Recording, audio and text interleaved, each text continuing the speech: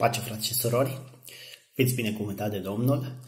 Iată-ne din nou împreună în această dimineață și vrem să începem această zi de duminică lăudând pe Dumnezeu nostru, binecuvântat să fie numele Său. Mulțumim Domnului că și până aici Dumnezeu a fost de partea noastră și credem că și de aici încolo tot El este Cel care ne va purta de grijă. Aș vrea să citesc în această dimineață un cuvânt din Scriptură, un cuvânt care Apostolul Petru scrie în 1 Petru, capitolul 5, versetul 6. Acest cuvânt ne vorbește despre smerenie, despre cum i-ar plăcea lui Dumnezeu ca poporul său să-L slujească pe El. Și spune așa cuvântul Domnului. 1 Petru, capitolul 5, versetul 6. Smeriți-vă dar sub mâna tare a lui Dumnezeu, pentru ca la vremea Lui El să vă înalțe. Aș vrea ca în această dimineață cântarea noastră, slujirea, mesajul Evangheliei, îndemnurile care se vor aduce, absolut tot ce se face să fie spre gloria și spre slava lui Dumnezeu. Dumnezeu așteaptă de la poporul său să-L laude, însă vrem ca lauda noastră, ca slujirea noastră să fie făcută în smerenie înaintea lui Dumnezeu. Smeriți-vă dar sub mâna tare a lui Dumnezeu, pentru ca la vremea Lui El să vă înalțe. Nu vrem oamenii să fie înălțați în această zi. Nu vrem să iese în evidență cineva în mod special în afară de Dumnezeu în această dimineață, ci toată gloria, toată slava să o dăm celui care merită, slăvit să fie numele Său. Și numele Lui este Iisus Hristos, Domnul, binecuvântat să fie numele Său. De aceea aș vrea să împreună să cerem binecuvântarea Domnului peste această zi. Vrem să facem o rugăciune în care, în prima parte a rugăciunii, să-i mulțumim Domnului căci până aici a fost de partea noastră.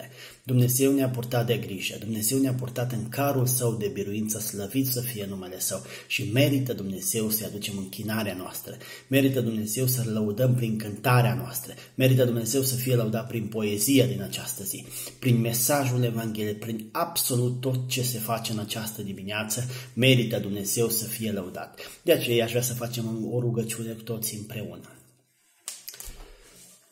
Doamne Tată Ceresc, slăvim numele Tău și Te binecuvântăm, Doamne. Îți mulțumim că în bunătatea Ta cea mare, Doamne, până aici ai fost de partea noastră. Slăvit și binecuvântat să fie numele Tău, Doamne.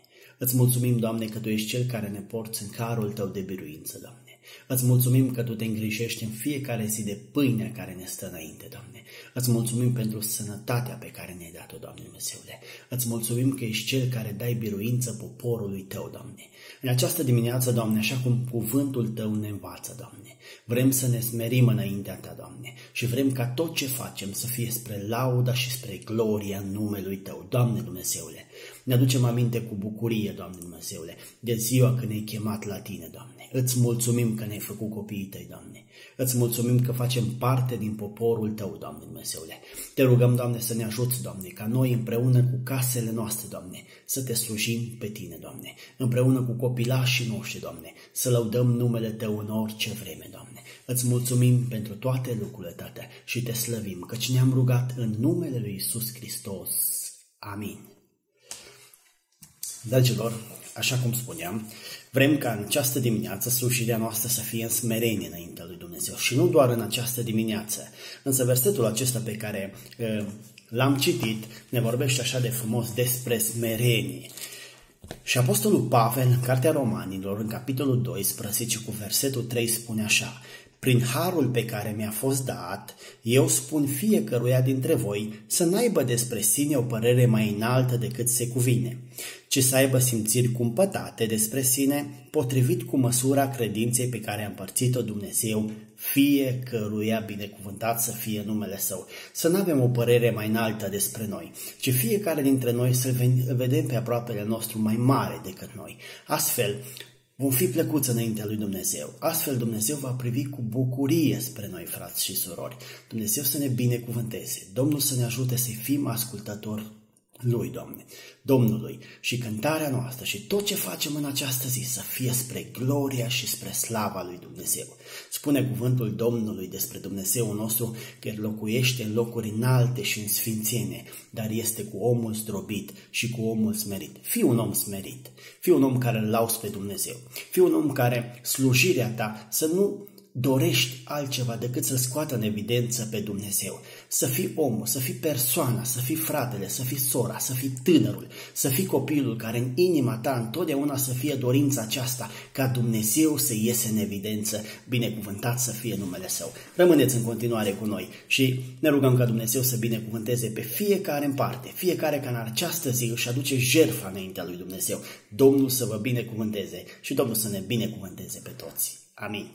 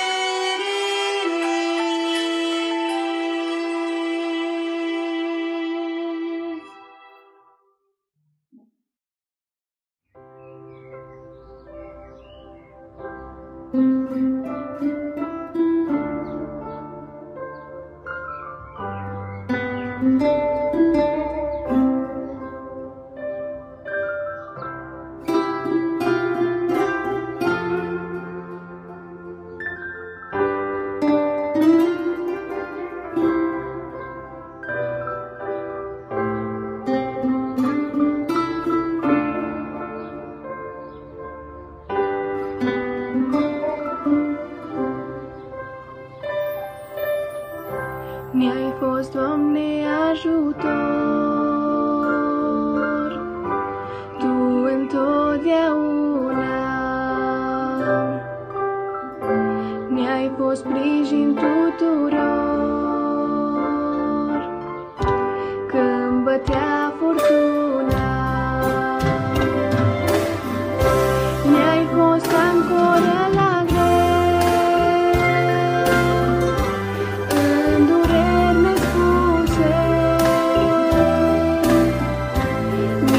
și la Dumnezeu, pentru noi, Iisuse. Mi-ai fost ancoră la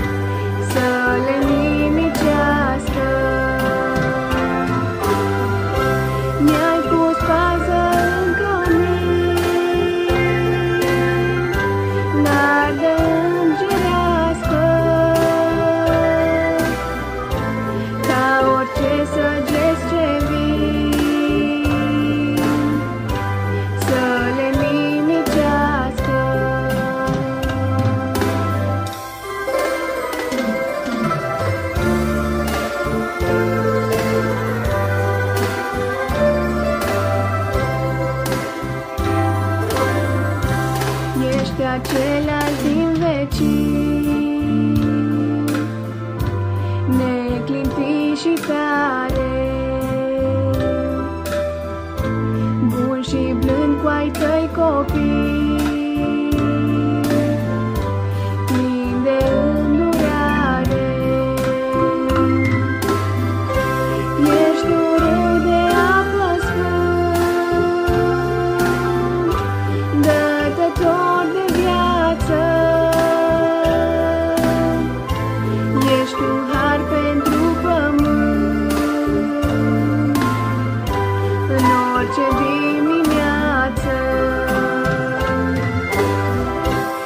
Ești un râu de apă sfânt,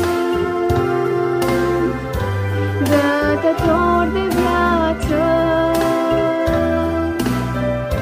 Ești un har pentru pământ, în orice dimineață. Mi-ai fost, Doamne, neîncetat, sfântă mângâiere, și pe oricine ai învățat în tine să spere. Pentru aceasta te slăvim noi cu bucurie, și de toate-ți mulțumim azi și în veșnicie. Pentru aceasta te slăvim noi cu bucurie, și de toate-ți mulțumim azi și în veșnicie. Și de toate-ți mulțumim azi și în veșnicie.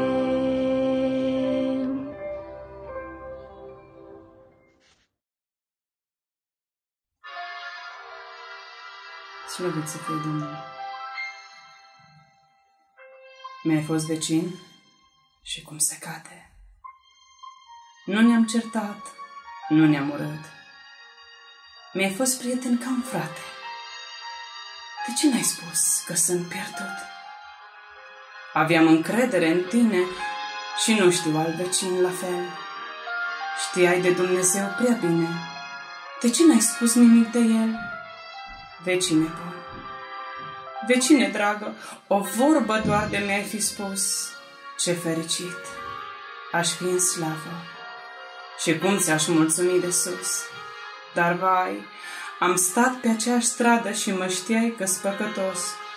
Știai că nu am mântuire și din pierzare nu m-ai scos.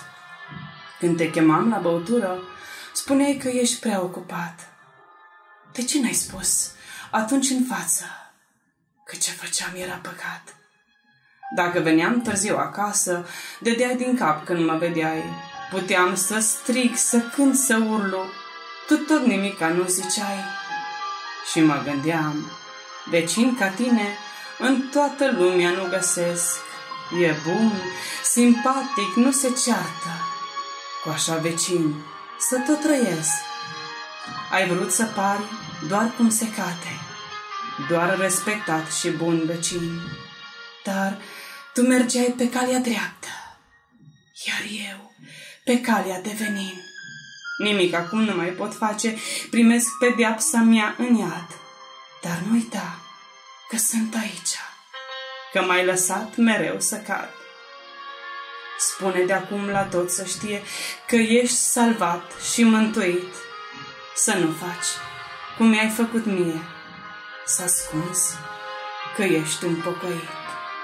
Amin.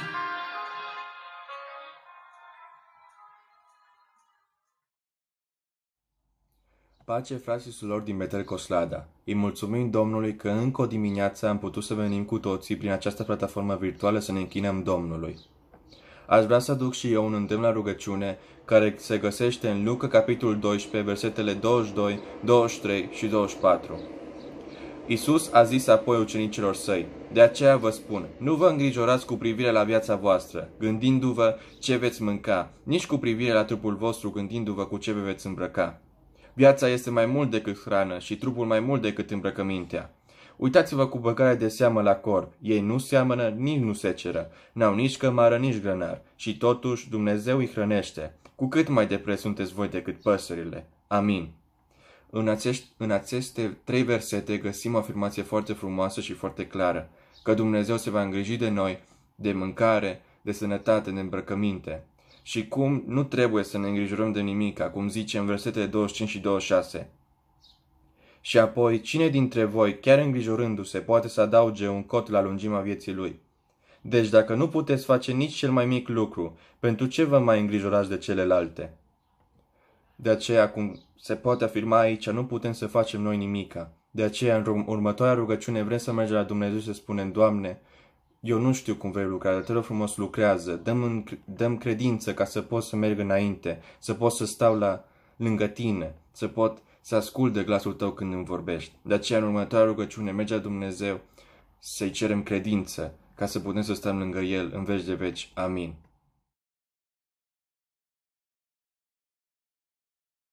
Dragostea Domnului, dragostea ta mi-ai dăruit-o în clipa în care m-ai făcut, că mi-ai dat chipul și suflarea și într-un pântec m-ai țesut. Dragostea ta m-a fost aproape în anii în care mi-am crescut, căci m-ai ferit de multe rele, chiar dacă nu te-am cunoscut. Dragostea ta m-a fost alin când aveam sprijin și ajutor, dar tu te-ai îndurat de mine, a fost un părinte iubitor. Prin dragostea ta i-am primit versul să binecuvântat. Mi-ai dat tot ce am avut nevoie, ba chiar mai mult, mii de îndurări. Dragostea ta m-a copleșit când cu uimire am aflat că pentru mine ai murit pe Golgota crucificat. Dragostea ta m-a luminat când harul său mi-ai dăruit și m-ai făcut copilul tău de Tatăl, Fiu și Duh iubit. Dragostea ta m-a însoțit în lucrarea ta cea sfântă, mi-ai dat putere și avânt ca să pot birui în luptă. Ta m-a ridicat când am alunecat pe cale, nu m-ai urât și m-ai iubit, mi-ai arătat a ta splendoare. Dragostea ta îmi dă nădejde când voi ajunge în cer la tine. Și chiar de mai să vlec pe cale, nu-mi fac duceți cu mine.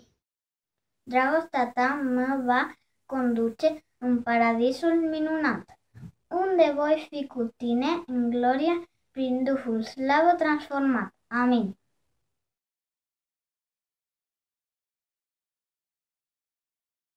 Fiți tari și îmbărbătați-vă inima, toți cei ce nădăjduiți în Domnul. Amin.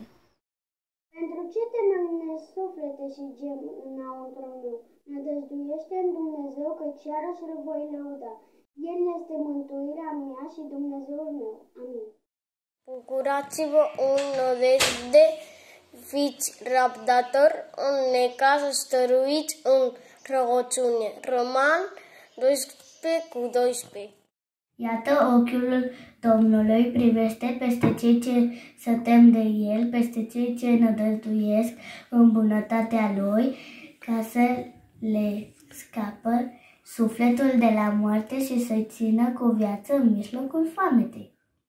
Acum doar rămân acestea 3, credința, nădejdea și dragostea, dar cea mai mare dintre ele este dragostea. Amin. Da, suflete, încrede în Dumnezeu, căci de la El îmi vine nădejdea. Psalmul 39:7. Amin. Binecuvântat să fie Dumnezeu, Tatăl Domnului nostru Iisus Hristos, care după îndurarea sa cea mare ne-a născut din nou prin învierea lui Iisus Hristos din morți la o nădejde vie. Amin. Sufletul nostru nădăjduiește în Domnul. El este ajutorul și scutul nostru. Da, inima noastră își găsește bucuria în El, căci avem încredere în numele Lui cel Sfânt. Amin. Și eu voi nădăjdui pururea, te voi lăuda tot mai mult. Psalmul 71:14. Căci în nădejdea aceasta am fost mântuiți, dar o nădejde care se vede nu mai este nădejde. Pentru că ce se vede se mai poate nădăjdui, pe când dacă nădăjduim ce nu vedem, așteptăm cu răbdare. Acum, Doamne, ce mai pot nădăjdui eu? În Tine îmi este nădejdea. Amin.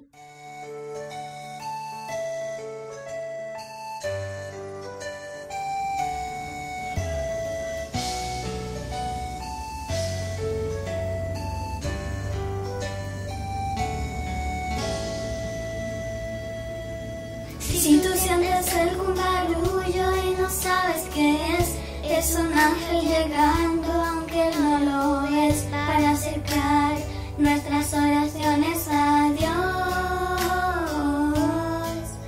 Sin más, abre el corazón y comienza a cantar que no hay gozo más grande que el amor celestial y los ángeles ya vienen a celebrar.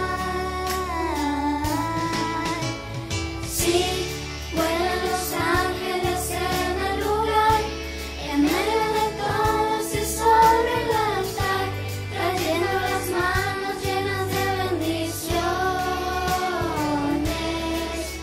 No sé si el cielo amó, qué fue lo que pasó. Yo sé que está lleno de ángeles, sí, y que el mismo Dios está aquí. Sí, los ángeles vuelan, la iglesia se alegra, todos cantan y lloran y las almas se elevan. Se asusta el infierno y se aleja el mal.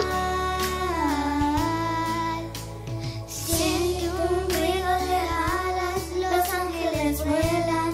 Confía, hermano, que ha llegado la hora de Dios y te quiere encontrar.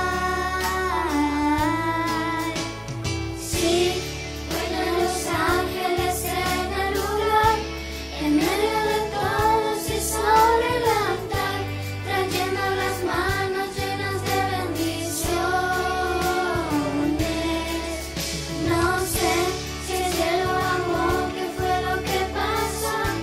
Yo sé que está lleno de ángeles, sí, y que el mismo Dios está aquí. Sí, vuelan los ángeles en el lugar, en medio de todos y sobre el altar, trayendo las manos llenas de bendiciones. No sé si el cielo amó, qué fue lo que pasó.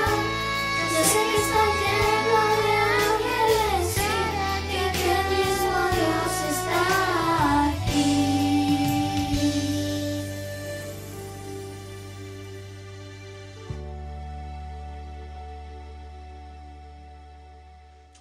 Vă binecuvânt în numele Domnului Isus, pe voi și casele voastre, pe fiecare în parte. Și ne bucurăm pentru că Domnul Isus ne-a mai dat încă o zi, încă o oportunitate ca astăzi, să stăm în împărtășie, chiar dacă nu împreună la biserică, prin intermediul acesta, prin intermediul online. Îi mulțumim Lui și pentru această oportunitate și este un har, este o bucurie pentru mine că în această zi să putem să slujim cu toții Domnul Isus, cu toții să putem ridica glasul către El și să stăm înaintea Lui, că nu există mai mare bucurie, mai mare plăcere pentru un creștin decât să stea înaintea lui Dumnezeu. Aș vrea să dau citire unui verset care se află la Matei, capitolul 11, versetul 28. Veniți la mine, toți cei trudiți și împovărați, și eu vă voi da odihnă. În această zi, nu știu și nu cunosc situația prin care treci. Nu cunosc problema prin care treci. Nu cunosc suferința prin care treci. Nu cunosc criza prin care treci. Tu sau familia ta. Nu cunosc gândurile pe care se zbat în mintea ta. Nu cunosc luptele pe care poate le ai în toiul nopții. Nu cunosc care este starea ta lăuntrică. Care este starea ta. Dar în această zi avem un mare har. Avem o mare oportunitate să stăm înaintea Lui și vrem să ne rugăm, vrem să ridicăm glasul către El. Dar în această zi vreau să te încurajez și vreau să mă încurajez eu personal. Că noi avem un Dumnezeu mare, avem un Dumnezeu puternic, avem un Dumnezeu care poate totul. Poate ai spus în lăuntrul tău, aștept de atâtea vreme, aștept un răspuns de la El, să-mi vorbească El și a trecut atâta timp și răspunsul nu mai primesc. Poate vei spune, sunt trist, nu am putere să-mi plec genunchiul jos, nu am putere să merg înainte. Poate vei spune că de atâta timp mă zbat în toiul nopții și somnul meu nu este un somn care să pot să-mi odihnesc trupul meu.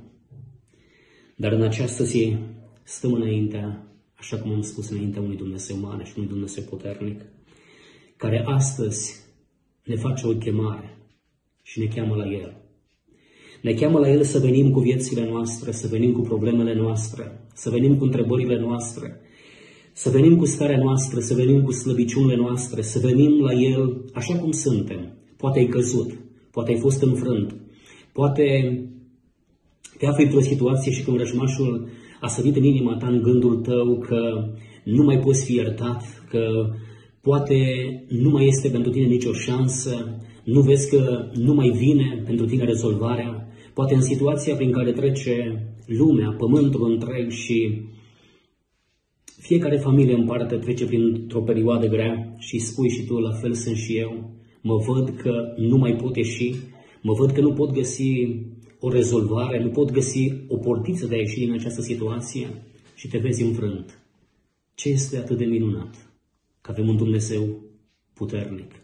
Un Dumnezeu care astăzi, o zi de duminică, o zi binecuvântată, o zi când stăm în picioare datorită Lui, o zi când stăm înaintea Lui, stăm înaintea cuvântului, putem să ascultăm cântări, putem asculta cuvântul lui Dumnezeu. O duminică poate tânjești în lăuntrul tău că n-ai ajuns la biserică, dar este bine pentru că suntem în părtășie și prin acest intermediu și putem să stăm înaintea Lui și El te cheamă, un Dumnezeu care nu există suferință, nu există problemă prea grea să nu rezolve. El ne spune să venim la El, ne cheamă la El pentru că are pregătit pentru tine să-ți dea odihnă, să-ți dea pace, să-ți dea bucurie, să se atingă de sufletul tău, să se atingă de ființa ta, să se atingă de casa ta, să se atingă de tine. El ne spune să venim la El și vrem astăzi să venim la El, așa cum am spus în rugăciune, să venim la El și să strigăm. Avem nevoie de pace. Recunoaștem că suntem tulburați, recunoaștem că suntem triști, recunoaștem că de multe ori nu avem putere să îngenunchem. Dar în această zi îndrăznim la Tine pentru că Tu ne chemi. Poate ai avut multe chemări în viața ta, poate ai mers la chemările pe care ți le-au făcut, poate o persoană, poate o familie, poate un medic te-a chemat ca să-ți dea rezultatul analizelor tale. Și poate ai plecat de acolo dezamăgit, poate ai plecat trist de acolo și ai spus că pentru mine s-a terminat totul, pentru mine totul a sfârșit. Poate spui că au trecut ani și sunt în suferință, au trecut ani și văd în fiecare zi că sunt mai neputincios. Ce minunat cuvânt! Veniți la mine toți cei trudiți și împovărați și eu vă voi da odihnă. Când mergi la El, când te pleci și când te smărești înaintea Lui, când te pleci înaintea Lui și îți recunoști starea, îți recunoști căderea, îți recunoști înfrângerea, îți recunoști că tu ai nevoie de El, că ai nevoie ca El să-ți rezolve problema, să-ți rezolve suferința, să-ți rezolve situația în care te afli, să te cuprindă în brațele Lui, să meargă cu tine prin orice situație treci, să fie cu tine, să fie stăpânul casei tale, să fie cârmuitorul casei tale, să fie El bucuria ta în fiecare zi, nădejdea ta în fiecare zi, El să te întărească pașii, El să te pregătească pentru ziua venirii Lui. El spune să mergem la El. Oamenii mergi la ei și îi spun problemele lor, îți spun suferințele lor, îți spun situația prin care trec ei. Dar Dumnezeu este un Dumnezeu puternic care El a venit în lumea aceasta pentru tine și pentru mine. Să se ocupe de situația ta, de problema ta, de viața ta, de casa ta, de totul. Poate în acest moment este cineva care mă ascultă și nu l-a primit pe Domnul Isus. La fel îl cheamă și pe El, Domnul Isus. Îl cheamă la El. Pentru că când mergi la El, găsești alinare. Când mergi la El, găsești putere să mergi înainte. Când mergi la El, te întărește. Pentru că de câte ori s-a oprit în dreptul omului, a făcut vindecări, a făcut eliberări, a făcut transformări. Ne aducem aminte de aceea femeie care și-a cheltuit totul ce avea. A dat totul și n-a găsit nicio rezolvare la problema ei și la situația ei și ea avea un gând, mă voi duce la El și dacă mă voi atinge de poala hainei Lui, mă voi vindeca. În această zi este ziua binecuvântată de Domnul Isus. Haide să mergem la El, hai să mergem în prezența Lui, hai să ne proșternăm la poala crucii Lui și să spunem, Doamne, venim la Tine chiar dacă sunt în lăuntrul meu înfrânt, sunt în lăuntrul meu, am necredință, am îndoială în interiorul meu, mă văd că sunt într-o situație dificilă. Eu cred că astăzi mă poți izbăvi. Cred că astăzi poți să-mi vii în ajutor. Cred că astăzi poți să te ocupi de mine, să-mi dai pace, să-mi dai bucurie, pentru că El spune, în valea plângerii, El este cu noi. Nu ne ia din valea plângerii, ci este cu noi. Și de aceea îl vom chema pe El. Și îl vom lăsa pe El, ne vom pune la dispoziția Lui și așa cum vrea El, să facă din viețile noastre, din casele noastre, din noi, să facă ce vrea. Aș vrea să ridicăm împreună o rugăciune înaintea lui Dumnezeu, să stăm înaintea Lui și să strigăm la El și să-i spunem, n-am putere să vin la Tine. Tu mă chem, dar n-am putere. Dă-mi putere să vin la Tine, dă-mi putere să mă pot pleca, dă-mi putere să mă pot mărturisi. Pune în mine o transparență totală, pune în mine o putere de a îngenunchea și a mă recunoaște și a Te chema pe Tine, pentru că Tu ești mângâietorul vieții mele. Tu ești stăpânul meu, Tu ești Dumnezeul meu, Tu ești mântuitorul meu. Și toată nădejdea mea, toată speranța mea este la Tine. Doamne, stăm înaintea Ta, Dumnezeul meu, înaintea cuvântului și în prezența Ta, pentru că Tu ești Dumnezeu. În această zi ne-ai făcut o chemare, ne-ai chemat la Tine, pentru că Tu ai spus că vrei să Te ocupi de noi. Tu ai spus că vrei să ne dai pace și bucurie. Tu ai spus pentru că la Tine găsim rezolvare. La Tine găsim vindecare. La Tine găsim putere să mergem înainte. La Tine găsim totul. Și în această zi, privește la noi și vezi situația noastră. Vezi măcnirea din interiorul nostru. Vezi durerea din sufletul nostru, din casele noastre. Tu ne știi și ne cunoști. Vreau să ne întărești ca de fiecare dată să venim la Tine. Ca de fiecare dată cu problema noastră și cu cauza noastră să venim la Tine. Poate între noi, în biserica Ta, sunt oameni care deznădejdea le-a cuprins ființa, supărarea le-a cuprins ființa, neputința. Poate au căzut, poate au fost înfrânți, poate vrăjmașul a încercat să sădească în mintea lor un gând că nu mai este iertare, că nu mai este scăpare și că nu mai este nicio poartă de ieșire. Tu ești un Dumnezeu care și astăzi te înduri, și astăzi speli, și astăzi curățești, și astăzi vii în ajutor, și astăzi Tu te ocupi de noi, Doamne. De aceea venim la Tine cu problemele noastre. Venim la Tine, Doamne, biserica întreagă, poporul întreg. Vrem să ne binecuvintezi pe toți, vrem să lași unitate peste noi, vrem să lași putere peste noi, Dumnezeul nostru, să Te căutăm pe Tine, să ne lăsăm inimile deschise, să lăsăm ușa casei noastre deschisă, să intri în interiorul nostru și să rămâi cu noi, să petreci cu noi, să petreci cu viețile noastre, să nu pleci niciodată de la noi, că noi fără Tine nu vom putea niciodată. Și de aceea ne încredem în Tine și îți mulțumim că ne-ai vorbit, ne-ai spus și ne-ai chemat la Tine, Doamne. Am venit la Tine și încrezători în Tine, Doamne. Credem că am văzut mâna Ta de fiecare dată. Am văzut, Dumnezeule, intervenția Ta de fiecare dată. Te-am văzut pe Tine, cum ne-ai mângâiat, cum ne-ai îmbrățișat, cum Dumnezeu ne-ai rezolvat problemele noastre și ai adus înviorare, ai adus bucurie și adu speranță în viețile noastre. Te laud, te glorific, te preamăresc. În veci fii slăvit, Dumnezeul nostru și Mântuitorul nostru. Amen.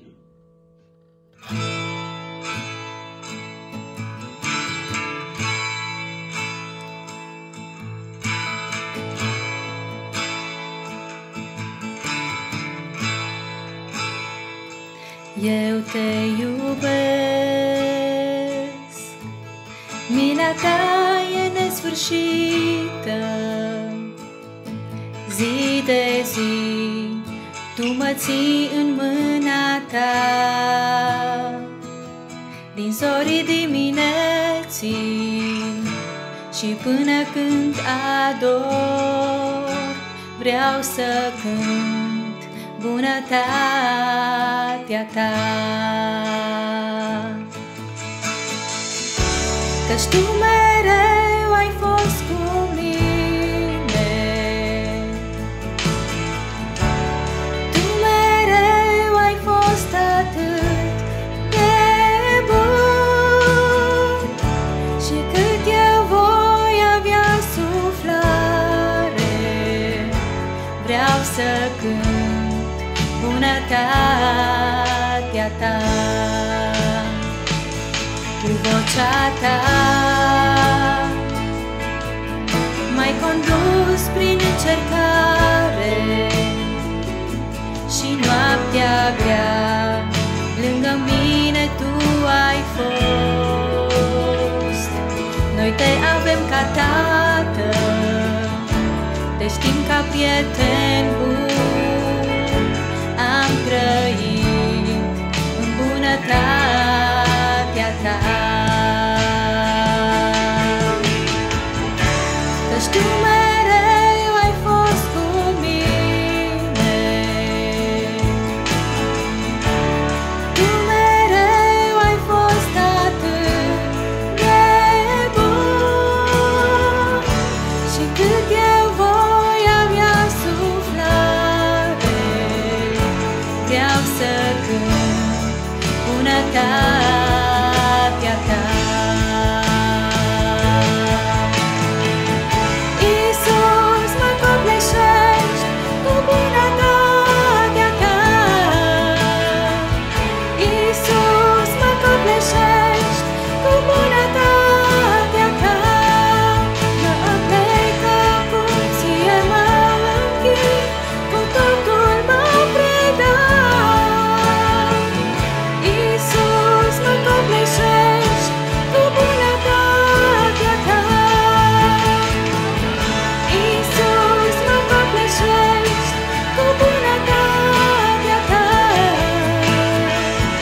Iisus, mă copleșești cu bunătatea ta. Mă aplec acum, ție mă închid, cu totul mă predau. Iisus, mă copleșești cu bunătatea ta.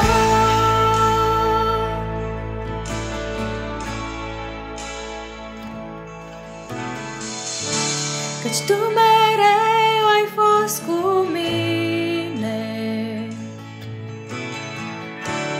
tu mereu ai fost atât de bun, și cât eu voi avea suflare, vreau să cânt bunătatea ta.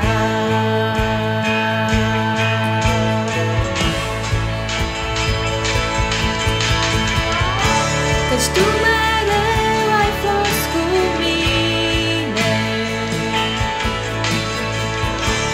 tu mereu ai fost atât de bun, și cât eu voi avea suflare, vreau să cânt bunătatea ta.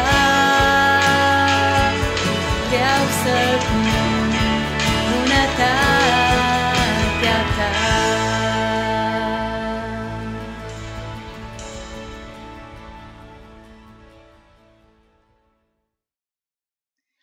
Pacea Domnului Iisus, Domnul Iisus Hristos să vă binecuvânteze pe toți.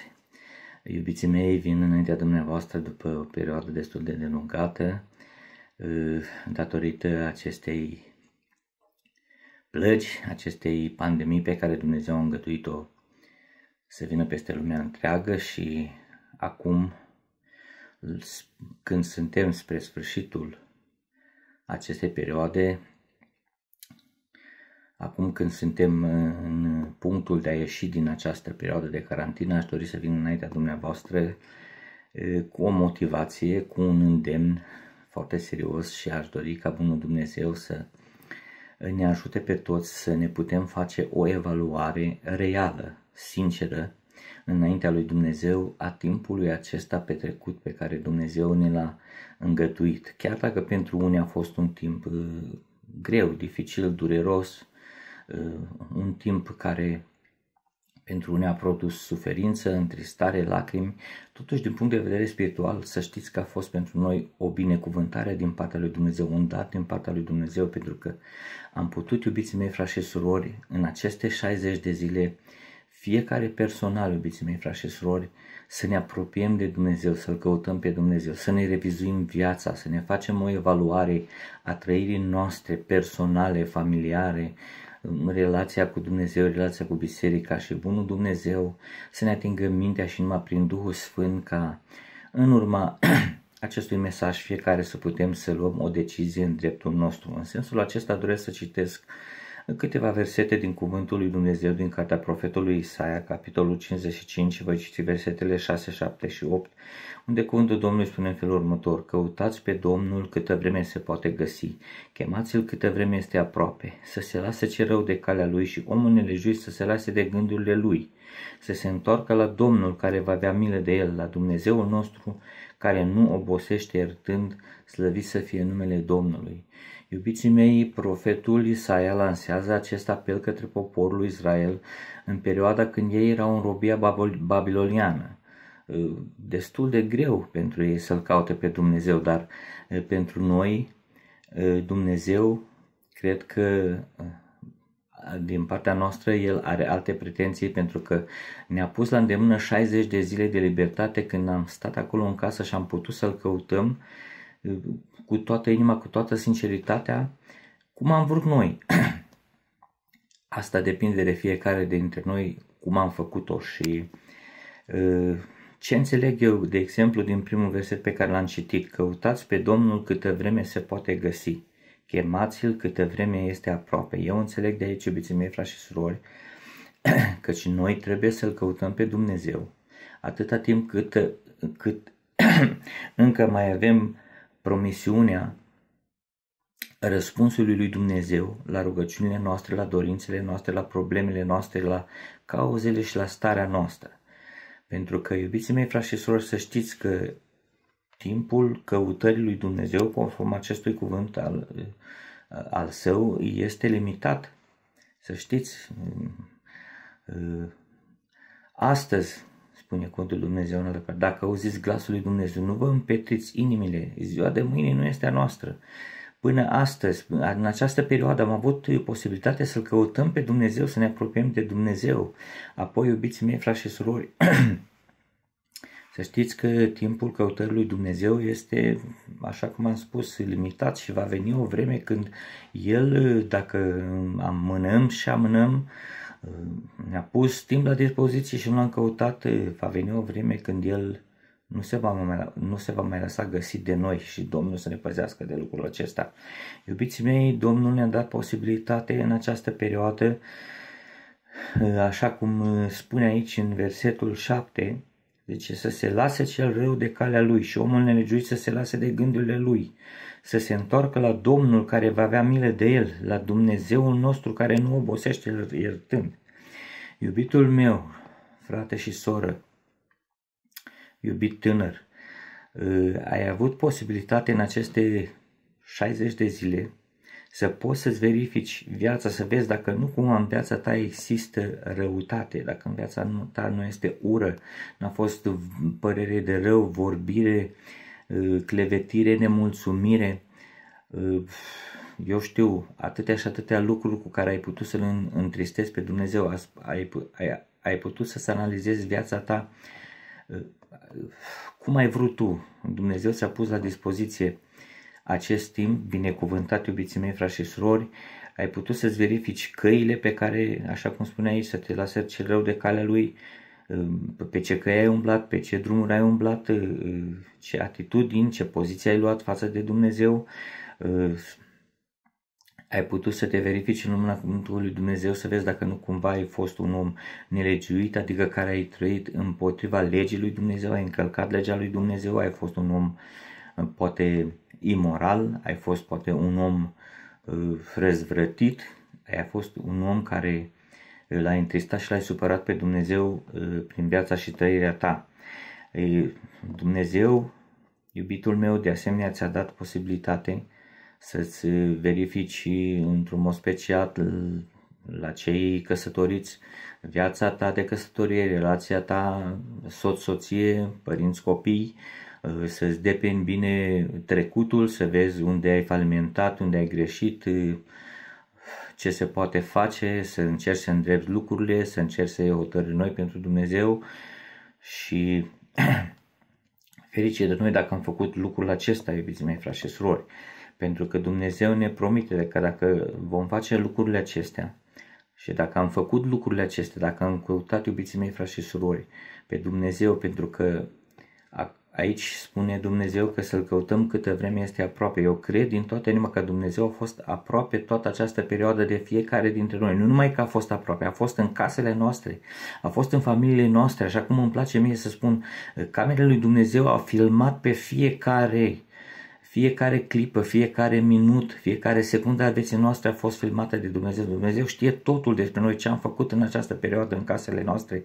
Domnul să aibă milă de noi și să se îndure de noi, iubiții mei, frați și surori, și dacă n-am făcut-o până acum, dacă poate că am tratat cu indiferență și nepăsare relația cu Dumnezeu, părtășia cu Dumnezeu, citirea cuvântului, rugăciunea, postul, Dumnezeu să ne ajute această perioadă puțină încă care o mai avem să ne apropiem de Dumnezeu cu toată inima, cu toată sinceritatea, cu toată dragostea și cu toată dorința de mântuire, iubiții mei, frați și surori. Este foarte important și doresc din toată inima ca Dumnezeu să ne atingă mintea și inima cu Duhul Sfânt ca să ne punem într-un mod cel mai serios întrebarea aceasta în urma evaluării pe care ne-am făcut-o și ne vom face. Ce pot să spun eu despre mine? Despre timpul care l-am petrecut în această perioadă? Ce pot să spun? Care a fost trăirea mea? Care a fost relația mea cu Dumnezeu? Cât am citit din cuvântul lui Dumnezeu? Cât m-am rugat? Cât am postit? Cât timp am petrecut cu copiii mei? Iubiții mei, frați și surori, este important ce spun eu despre mine, dar mai important decât ce spun eu despre mine este, și te îndemn să te întrebi mult cel mai serios, ce spun cei din jur despre tine, ce spune, de exemplu, în primul rând, soția ta sau soțul tău despre tine, copiii tăi despre tine. Cum ai trăit în această perioadă? Care a fost felul tău de viață, felul tău de a fi înaintea lui Dumnezeu? Este foarte important să știți ce spune și diavolul despre tine. Te-a amăgit, în loc să citești cuvântul lui Dumnezeu, te-a șoptit la ureche, vezi că ordonatorul e acolo aproape, vezi că la televizor e filmul cu tare sau pelicula cu tare. Este important, iubiții mei, frați și surori, ce spune Duhul despre tine. Ai ascultat șoapta lor, să deschizi, eu știu, tot felul de pagini, poate neplăcute și nepotrivite înaintea lui Dumnezeu pe internet, să-ți murdărești privirea și sufletul cu lucruri imorale. Domnul să ne păzească de lucrul acesta. Dar cel mai important, iubiții mei, frați și surori, decât ceea ce spun și cei din jurul nostru, vecinii noștri, poate prietenii noștri, cât de multe am sunat, cât de multe am căutat, este ce spune Dumnezeu despre mine și despre tine. Domnul să ne atingă mintea și inima și să ne punem în modul cel mai serios această întrebare, iubiții mei, frați și surori. Eu doresc din toată inima mea și din tot sufletul meu ca Dumnezeu să ne binecuvânteze pe toți, Dumnezeu să lucreze în viața tuturor și eu cred că mulți dintre noi l-am căutat pe Dumnezeu cu sinceritate, cu dorință sinceră de mântuire și îmi doresc atât de mult, iubiții mei frați și surori, ca atunci când ne vom întâlni din nou la casa lui Dumnezeu să ne întâlnim oameni noi, oameni schimbați, oameni transformați, atunci când ne vom prezenta în casa lui Dumnezeu, slava lui Dumnezeu să coboare peste biserică, să simțim cu adevărat bucuria mântuirii în inima noastră, să simțim cu adevărat prezența lui Dumnezeu peste noi, să putem, iubiții mei frați și surori, să avem un nou început, o nouă relație cu Dumnezeu și Dumnezeu să ne binecuvânteze în sensul acesta. Iubiții mei frați și surori, doresc să mă limitez la aceste cuvinte și vreau să înalț o rugăciune către Dumnezeu și împreună cu mine doresc să vă rugați și dumneavoastră și Dumnezeu să ne asculte și Dumnezeu să ne dea putere ca această rugăciune să o facem urma valoare pe care noi ne-am făcut-o. Tatăl nostru care ești în ceruri, te binecuvântăm și te lăudăm. Îți mulțumesc din toată inima în numele scump al Fiului Tău Iisus Hristos, pentru că și astăzi am avut această oportunitate, Doamne, să ne închinăm înaintea Ta prin intermediul undelor. Cred din toată inima, Doamne, că în aceste momente Tu ești prezent în casele fiecăruia dintre noi. Cred din toată inima mea, Doamne, că Tu cunoști, Doamne, pe fiecare, cunoști, Doamne, viața fiecăruia, Doamne Dumnezeule, trăirea fiecăruia în această perioadă care am avut-o și pe care ne-ai pus-o la dispoziție, Doamne. Știi cât ne-am pocăit fiecare, știi cât te-am căutat fiecare, Doamne, știi apropierea noastră, Doamne, de Tine, știi dorința noastră, Doamne, numărul 1, Doamne, știi obiectivul numărul 1 a vieții noastre, ne cunoști, Doamne, năzuința Duhului, ne cunoști neputința trupului, de aceea, Doamne, Tatăl al cerului și al pământului, te rog în numele lui Iisus Hristos, primește Tu, Doamne Dumnezeule, închinarea fiecăruia și privește cu îndurarea spre fiecare dintre noi. Doamne Dumnezeule, lucrează Tu prin puterea Duhului Sfânt și fă Tu, Doamne Dumnezeule, ca fiecare dintre noi să înțelegem, Doamne, vremurile acestea în care trăim, căci mai mult ca oricând, Doamne Dumnezeule, în aceste vremuri vorbești, Doamne, cu putere, că ești aproape ca să fii. Cuvântul Tău se împlinește cu mare repeziciune și doresc, Doamne, din toată inima, Doamne, că toată biserica Betel, Doamne Dumnezeule, să fie pregătită, Doamne, despre toată biserica Betel poți să spui, Doamne, această biserică este biserica mea, în care îmi găsesc plăcerea. Familiile bisericii Betel sunt familii în care mi-am găsit plăcerea în aceste 2 luni. O, Doamne, Tată din ceruri, te rog în numele lui Iisus Hristos, binecuvântează fiecare casă, fiecare familie, Doamne, și fă-ne parte la toți, Doamne, de ziua binecuvântată pe care Tu ne-ai promis-o, Doamne, că vei veni să ne duci, Doamne, în împărăția Ta. Până atunci dorim să ne încredințăm în mâna Ta și în brațul Tău și te rugăm în numele lui Iisus Hristos să ne ții sub protecția sângelui Tău și să ne păzești de orice rău. Amin. Dragilor, mulțumim Domnului. Timpul nostru de părtășie din această dimineață s-a terminat aici și mulțumim Domnului că El a privit cu bucurie și cred că a privit cu bucurie spre fiecare dintre noi. Avem nădejdea că în următoarea duminică, după veștile pe care le-am auzit și le-am privit, să ne întâlnim în casa lui Dumnezeu. Domnul să vă binecuvânteze și Dumnezeu să ne binecuvânteze pe toți. Rămâneți în minte cu acest verset care spune așa de frumos: smeriți-vă dar sub mâna tare a lui Dumnezeu, pentru ca la vremea Lui El să vă înalțe. Există o vreme și vremea asta e a lui Dumnezeu, când El va înălța și va ridica pe fiecare acolo unde El dorește să fie. Însă până atunci, haideți să rămânem în smerenie.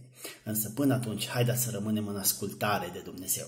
Însă până atunci, haideți să dăm dovadă într-adevăr că suntem copiii lui Dumnezeu, că suntem poporul lui Dumnezeu. Vă mulțumim la toți care ați fost împreună cu noi în această dimineață, care ați ascultat programul din această zi. Domnul să binecuvânteze întreaga biserică Betel, Domnul să binecuvânteze pe frații care au slujit prin vestirea Evangheliei în această dimineață, prin cântare, prin poezie, copilașii noștri care în fiecare duminică se pun la dispoziția lui Dumnezeu. Domnul să-i binecuvânteze pe ei, Domnul să binecuvânteze profesorii care se ocupă de ei, Domnul să binecuvânteze părinții care se ocupă de ei ca să învețe cântările, psalmii și tot ceea ce ei pregătesc. Domnul să ne binecuvânteze pe toți și vă doresc o săptămână binecuvântată în prezența Domnului nostru Iisus Hristos. Amin.